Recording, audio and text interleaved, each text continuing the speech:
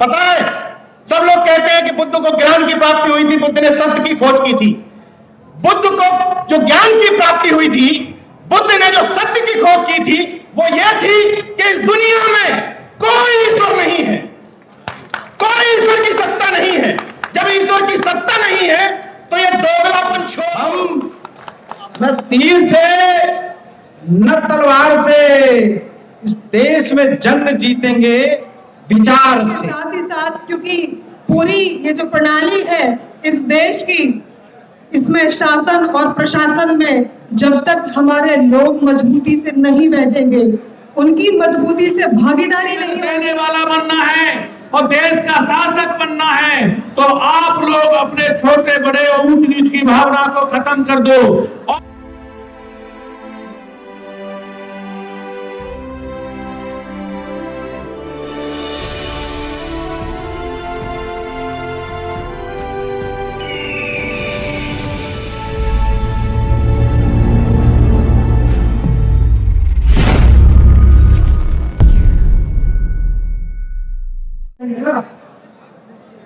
क्योंकि हम सभी जानते हैं कि इस कार्यक्रम के जो आयोजक है पूजनीय बंदे सुमित रतन जी, वो पूरे देश में ही आपने देखा होगा, उत्तर प्रदेश के कई जिलों में और पूरे देश में वो प्रचार प्रसार और हमारे जो बुद्ध की संस्कृति है उसके लिए वो कड़ी मेहनत करते हैं, हम सभी को जागरूक करते हैं। क्योंकि आज हम देख रहे हैं जितने भी विकसित देश हैं उन सभी में हम सब जानते हैं कि बौद्ध धर्म को सबसे ज्यादा प्राथमिकता दी जाती है। वो सभी देश बौद्ध धर्म को मानते हैं क्योंकि बौद्ध धर्म ही ऐसा धर्म है जो हमारी जीवन की वास्तविकता को बताता है। और इसके साथ ही साथ मैं नमन करती हूँ बाबा साहब भीमराव अंबेडकर जी को, माता रमाबाई को, जो हमारे महानुभाव हैं, जिन्होंने अपने पूरे जीवन में पूरा जीवन संघर्षमय रहा और बहुत ही संघर्षों से जूझकर आज हम जो यहाँ स्टेज पे खड़े होकर बोल पा रहे हैं, यह उन्हीं की देन है। मैं नमन करती हूँ सावित्रीबाई फुले जी और ज्योतिबा राव फुले जी को, जिनकी वजह से आज हम यहाँ उपस्थित हैं और जिन्होंने हमें अधिकार दिलाए। खास तौर पे मैं महिलाओं की बात करती हूँ क्योंकि बाबा साहब अम्बेडकर जी ने कहा था कि जिस भी देश में पुरुषों के साथ साथ अगर महिलाओं का साथ होता है तो उस देश की उन्नति होने से कोई नहीं रोक सकता। और चूंकि बाबा साहब ने हमेशा शिक्षा की बात की है, हमेशा शिक्षा पे जोर दिया है, तो मैं आपको ये बता देना चाहती हूँ कि डॉक्टर नवल किशोर शाक्य जी, जो कि कैंसर सर्जन है और जिनके अस्पताल है लखनऊ और कायमगंज फर्रुखाबाद में, वो लगातार 2012 से हमारे सभी समाज के सभी वर्गों की जितने भी जरूरतमंद लोग हैं जो कैंसर से पीड़ित हैं, वो अगर जरूरतमंद है तो उनका मुफ्त में भी इलाज करते हैं। आप सब जानते होंगे कि कैंसर की बीमारी इतनी खतरनाक बीमारी होती है कि लोगों की जमीनें बिक जाती हैं उसका इलाज करने के लिए। ऐसे इलाज को डॉक्टर साहब मुफ्त में करते हैं जो भी जरूरतमंद होते हैं। और उसके साथ ही साथ क्योंकि पूरी ये जो प्रणाली है इस देश की, इसमें शासन और प्रशासन में जब तक हमारे लोग मजबूती से नहीं बैठेंगे, उनकी मजबूती से भागीदारी नहीं होगी, तब तक हम कुछ नहीं कर सकते। और अगर प्रशासन की बात करें तो जब तक हमारे समाज के लोग डीएम, एसडीएम और बड़े बड़े अधिकारियों पद पे नहीं बैठेंगे, तब तक हम अपनी आवाज मजबूती से नहीं उठा पाएंगे। उसके लिए जरूरी है शिक्षा।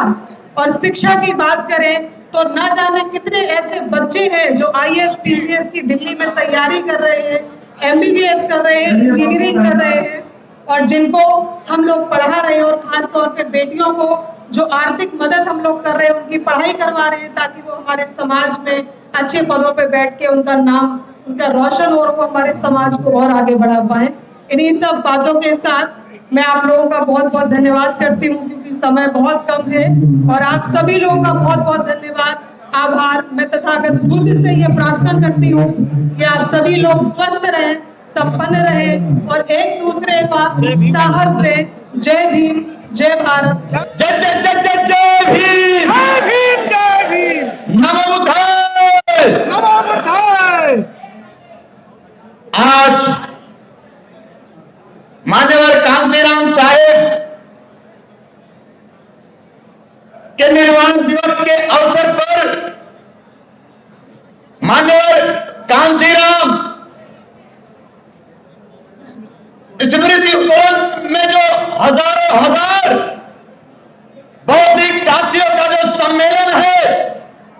ये देश के उन मनवादियों, सामंतवादियों के लिए और समता के स्थान पर विषमतावादियों के लिए, आगे के आने वाले दिनों के लिए हमें पूरा विश्वास है कि आज जो दिल चलकर हमारे आपके खिलाफ एक पूरा साजिश रच रहे हैं, संविधान को खात्मे की तरफ जो साजिश रची जा रही है, उसके खिलाफ हमें पूरी तरीके से हम समतावादी लोग ये संकल्प लेते हुए आगे बढ़ने वाले हैं।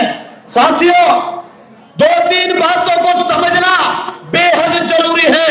सबसे पहला, क्या आप इस बात को मानते हैं कि मुख से भी लोग पैदा होते हैं?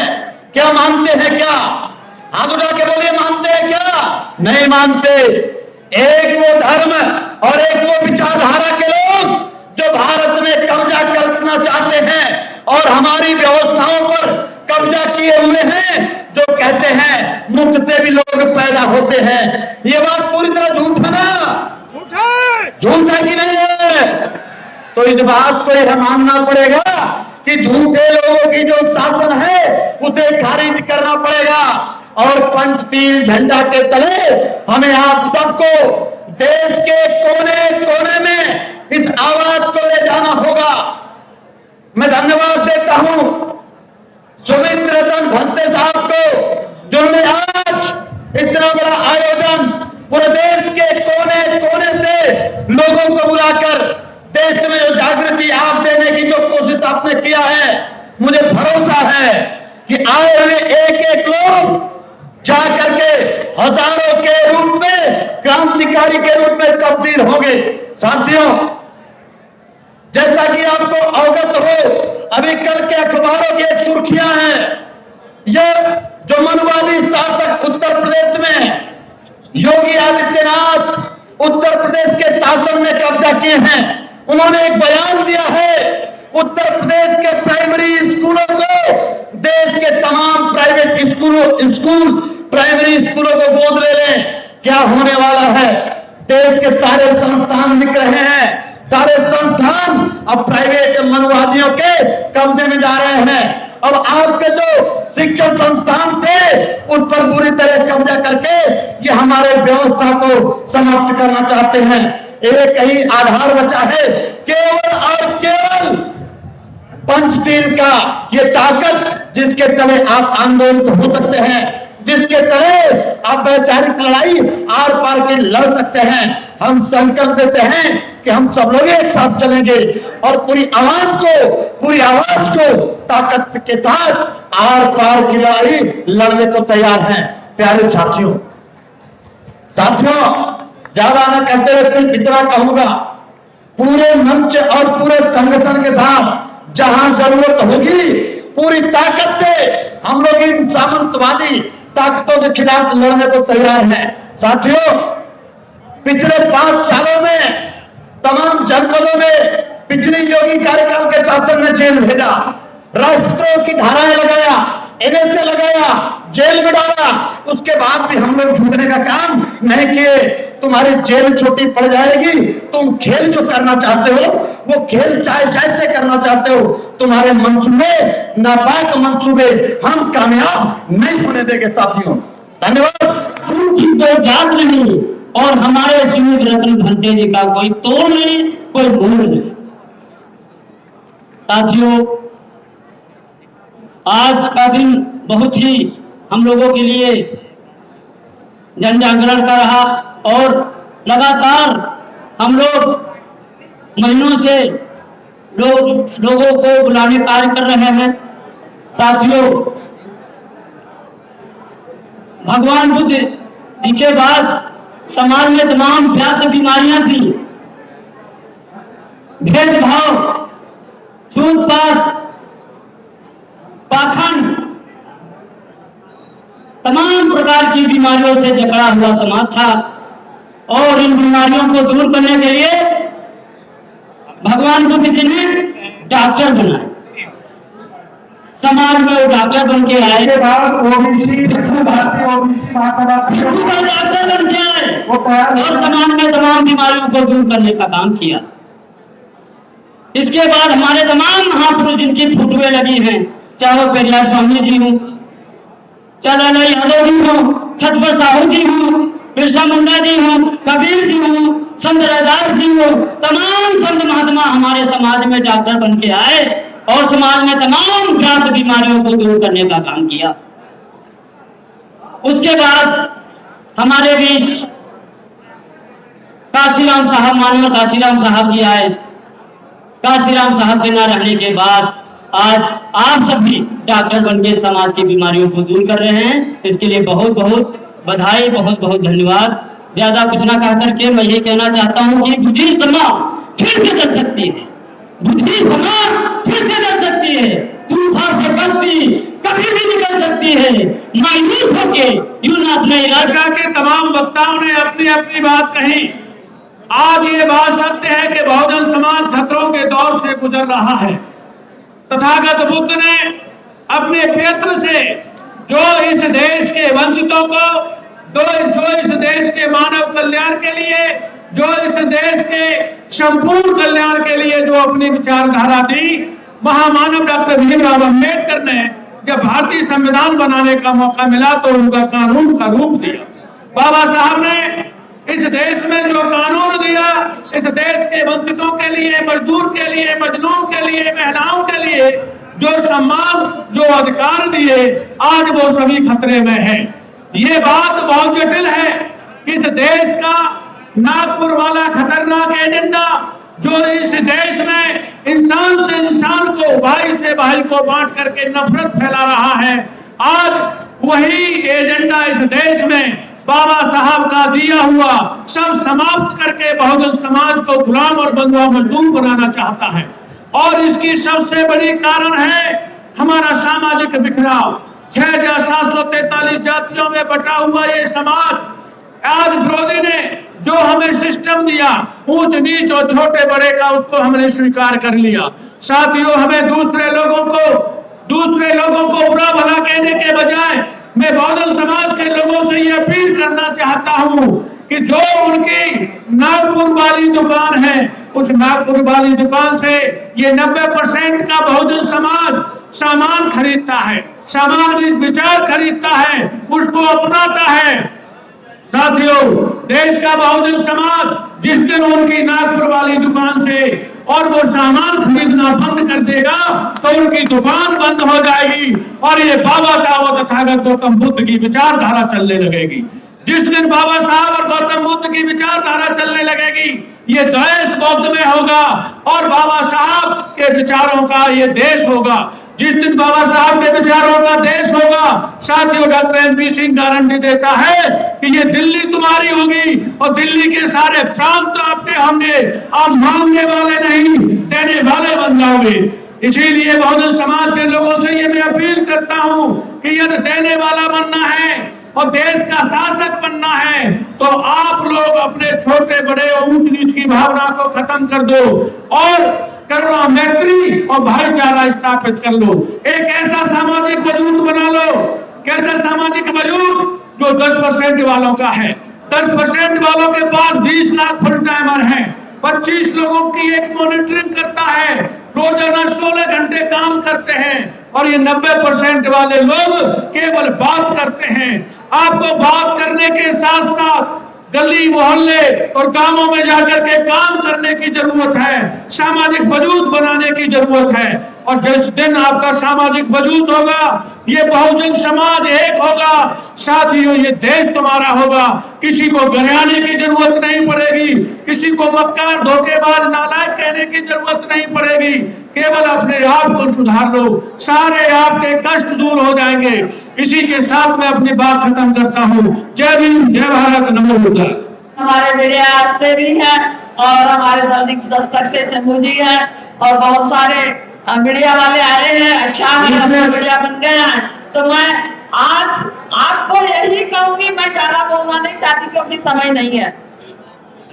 आप लोग जो धम्म के अनुयायी हैं और धम्म को चलना चाहते तो 22 प्रतिज्ञा का पालन जरूर करना है, नहीं तो यहाँ बोले और वहाँ वही दुर्गा और देवी आपके घर में आ जाएगी। ठीक नहीं है। आपके घर में माँ होती है, बहन होती है, कोई दुर्गा और देवी से कोई कम नहीं होती। तो घर में बड़ों का आदर करना और छोटों को प्यार करना, पूजनों की पूजा करना, माता पिता की सेवा करना, यही सब धर्म चालू करो। नहीं तो धम्मा कोई आपको बाजार हाट में नहीं मिलेगा। आपने मंच लगाया, मंच पर दीक्षा ली, वो नहीं। तो आपको डॉक्टर बाबा साहब आम्बेडकर के 22 प्रतिज्ञा के साथ साथ आपको मैत्री बल बढ़ाना है, क्योंकि मैत्री से मनुष्य का कल्याण होता है। जो जो धर्म को मानेगा वो अपना विकास करेगा। तो मैं यही कहूंगी, आज के यहाँ राष्ट्रीय सम्मेलन के आयोजक और संयोजक सबके लिए मेरी मंगल कामना, और आज जितने भी दूर दराज से लोग आए उनके लिए मंगल कामना। न तीर से न तलवार से हम जंग जीतेंगे, विचार से। हम न तीर से न तलवार से इस देश में जंग जीतेंगे, विचार से।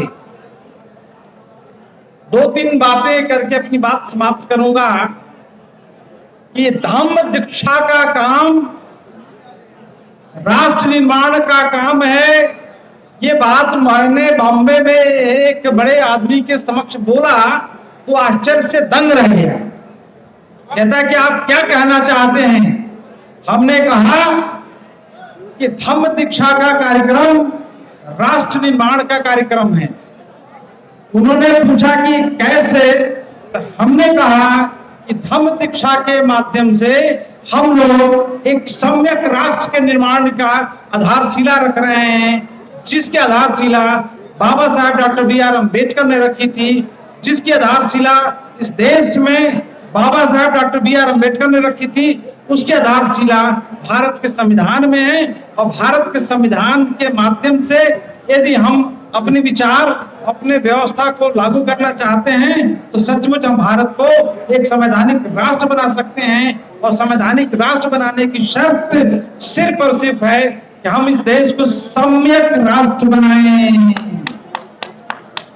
सम्यक राष्ट्र तभी बनेगा जब इस देश में समतामूलक व्यवस्था स्थापित होगी। सम्यक राष्ट्र तभी बनेगा जब इस देश में भाईचारगी विकसित होगी। सम्यक राष्ट्र तभी बनेगा जब इस देश में पाखंडवाद समाप्त हो जाएगा।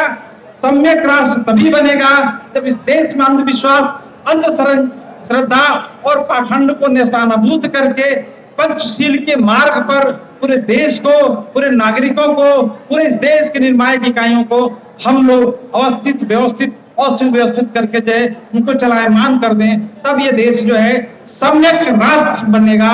और जिस दिन ये देश सम्यक राष्ट्र बन जाएगा उस दिन जो किसी भी तरह की भाईचारगी में कोई कमी नहीं रहेगी, मैत्री भाव में कोई कमी नहीं रहेगी, शील में कोई कमी नहीं रह जाएगी, और भारत एक सचमुच संवैधानिक राष्ट्र बन जाएगा। हम लोगों का प्रण पूरे देश को एक ऐसा राष्ट्र बनाना है जो संविधान पर आधारित हो। ऐसा राष्ट्र नहीं बनाना है जो पाखंड पर आधारित हो, शोषण पर आधारित हो, अन्याय पर आधारित हो। आज जो है आप जानते हैं कि भारत की सभी संवैधानिक संस्थाएं कहीं न कहीं मनुवाद की शिकार हैं। भारत की जितनी भी संवैधानिक संस्थाएं हैं कहीं न कहीं वो मनुवाद से ग्रसित हैं। भारत की जितनी भी संवैधानिक संस्थाएं हैं वो नेस्तानाबूद कर रही हैं। देश 2 धड़ों में बट गया है। एक तरफ संविधान विरोधी ताकतें हैं और एक तरफ संविधान समर्थक ताकतें हैं। एक तरफ संविधान विरोधी, एक तरफ संविधानवादी। जंग इनके बीच में शुरू हो गई है। लड़ाई झगड़े की नहीं, मारकाट की नहीं, तीर तलवार की नहीं, AK-47 की नहीं, मिसाइल की नहीं, बल्कि ब्राह्मण संस्कृति और श्रवण संस्कृति के विचारों की आज जो युद्ध चल रहा है, लड़ाई चल रहा है। जिनके हाथ में सत्ता है वो जीतने का भ्रम पैदा कर रखे हैं, लेकिन जिनके हाथ में, जिनके व्यक्तित्व में, जिनकी चेतना में विचार आ गया है, विचारों से जंग लड़ रहे हैं। और सबको पता है कि विचारों के जंग लड़ने वाले देश में नहीं दुनिया में वही जीतते हैं। इसलिए जागरण का काम किया जा रहा है, जागृत का काम किया जा रहा है। और जो समाज जागृत हो जाता है, वो समाज कभी गुलाम नहीं होता है। जो समाज जागृत नहीं होता है वो समाज गुलाम होता है।